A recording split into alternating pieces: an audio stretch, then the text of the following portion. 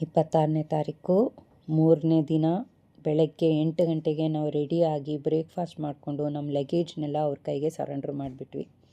ಆಮೇಲೆ ಅವರು ಯಾವ್ಯಾವ ರೀತಿ ಇರುತ್ತೆ, ಹೇಗಿರುತ್ತೆ ಡಿಫಿಕಲ್ಟೀಸು ಅಂತೆಲ್ಲ ಎಕ್ಸ್ಪ್ಲೇನ್ ಮಾಡಿ ನಾವು ಬಸ್ಸು ಹತ್ತಿದ್ವಿ. ಈಗ ನಾವು ಹೋಗ್ತಿರೋ ಜಾಗ ಹೆಸರು ಸಿಬ್ರಮೆಸಿ ಅಂತ. ಅದು 152 ಅಥವಾ 58 ಕಿಲೋಮೀಟ್ರು ನೇಪಾಳಿಂದ. ಓಂ ನಮಃ ಶಿವಾಯ. ಓಂ ನಮಃ ಶಿವಾಯ. ಓಂ ನಮೋ ಹರ ಹರ ಮಹಾದೇವ್.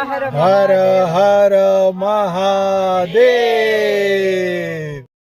ನಾವು 6 ಜನ ಒಂದು ವೆಹಿಕಲಲ್ಲಿ ಹತ್ತಿ ತಿರ್ಗಾ ಅಲ್ಲಿ ಇನ್ನೊಂದು ಪಾಯಿಂಟಲ್ಲಿ 16 ಜನರು ಒಂದು ವೆಹಿಕಲ್ಲು ಮಾಡಿಕೊಂಡು ನಾವಿವಾಗ ಈ ರೋಡ್ ಮೇಲೆ ಹೋಗ್ತಾ ಇದ್ವಿ. ನೋಡಿ ಹೇಗಿದೆ ಈ ರೋಡು, ಭಯಂಕರವಾಗಿದೆ, ತೂಗುತ್ತೆ, ತೊಟ್ಲ ಥರ ಅಲ್ಲಾಡಿಸುತ್ತೆ. ನ್ಯಾರೋ ರೋಡ್ಸು, ಸಿಕ್ಕಾಪಟ್ಟೆ ಕಷ್ಟ ಆಯಿತು ಜರ್ನಿ.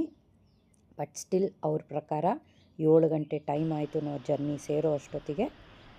ಸುಮಾರು 2 ಗಂಟೆ 3 ಗಂಟೆ ಆಗಿರ್ಬೋದು ಅಂತ ಕಾಣುತ್ತೆ. ನಾವು ಹೋಗಿ ಸೇರಿದ್ವಿ.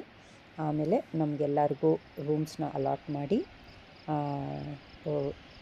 ಇದು ಲಂಚ್ ಮಾಡಿಕೊಂಡು ನಮಗೆ ಒಂದು ಸ್ವಲ್ಪ ಫ್ರೀ ಟೈಮ್ ಬಿಟ್ಟರು ಅಲ್ಲೆಲ್ಲ ನೋಡೋದಕ್ಕೆ ಅಂತ ಹೇಳಿಬಿಟ್ಟು. ಭಾಳ ಪುಟ್ಟ ಊರು, ಏನು ಒಂದು 2 ರೋಡ್ ನಡೆದ್ಬಿಟ್ರೆ ಪೂರ್ತಿ ಊರಾಗೋಗ್ಬಿಡತ್ತೆ.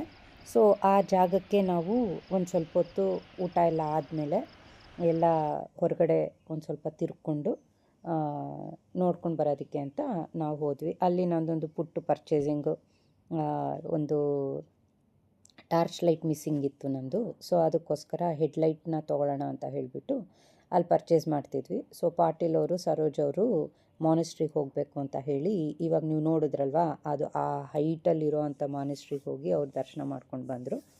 ನಾವು ಅಲ್ಲಿ ನೀರು ಹರಿತಾ ಇತ್ತು. ಸೊ ಆ ನೀರನ್ನ ನೋಡೋಣ ಅಂತ ಹೇಳಿಬಿಟ್ಟು ಹೋದ್ವಿ.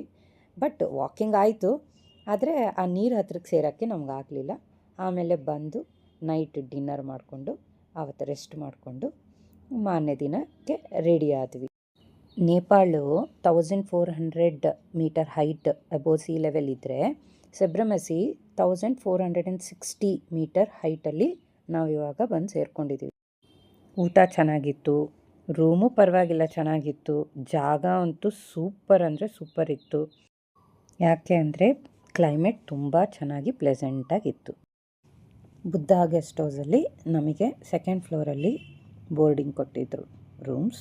ಓಕೆ ಆಗಿತ್ತು. ಓಂ ನಮಃ ಶಿವಾಯ.